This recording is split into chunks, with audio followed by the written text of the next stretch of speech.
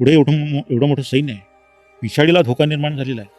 एखादा लेचापेचा जर सेनापती असताना त्याच्यात काळीज असं हादरून गेलं असतं आणि तो मागेच पळत सुटला असता. म्हणजे कुठून तरी काहीतरी मार्ग काढून कसं ह्याच्यातून सुटव हा त्यानं प्रयत्न केला असता.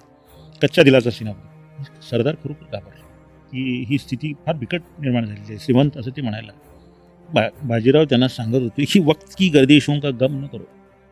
संकट येत राहतात, संकटाचा मुजाका धरू नका तुम्ही. वक्त की गर्दिशों का गम न करो, हौसले मुश्किलों में पलते. म्हणजे हिंमत जी असते ती संकटातच निर्माण होत असते.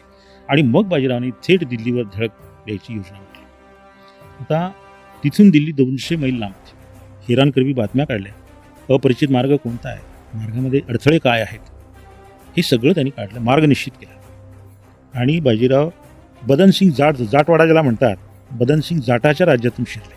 आता हा जाट, बदनसिंग जाट जो होता तो सवाई जयसिंगचा मांडलिक असल्याचा आणि सवाई जयसिंहाशी आधीच राजकारण जोडलेलं होतं आणि त्यामुळं बदनसिंग जाटांनी काही हे नव्हतं, त्यांना जाऊ दिलं.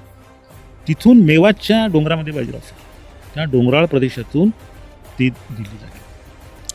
10 दिवसांचा प्रवास 2 रात्री आणि 2 दिवस एवढ्यात त्यांनी पूर्ण केला. सोबत मस्तानी कुंवर होत्या. आणि बरोबर 28 मार्च 1737 रोजी बाजीराव कालकादेवी म्हणून एक ठिकाण आहे दिल्लीच्या बाहेर, तिथं ते गेले. आणि 29 तारखेला शहराच्या बाहेर एक भवानी देवीचं मंदिर आहे. त्या भवानी देवीची यात्रा होती. त्या यात्रेमध्ये विक्री करण्यासाठी बरेचसे श्रीमंत व्यापारी आले. खबराट माजवण्यासाठी बाजीरावांनी पहिल्यांदा ती यात्रा लुटली. त्याच्यामधले सगळे व्यापारी वगैरे लुटले. थोडा मोठा यात्रेचा जमाव शहरामध्ये घुसला आरडाओरडा करत. मराठे आले. बादशाह हाकून गेला, त्याला कळे ना मराठे आले म्हणजे कुठून आले. एवढं मोठं सैन्य मी पाठवलेलं आहे, 1.5-2 लाखाचं सैन्य वाट अडवून उभं आहे, कोण आलं इथं, असे कसे मराठे येतील.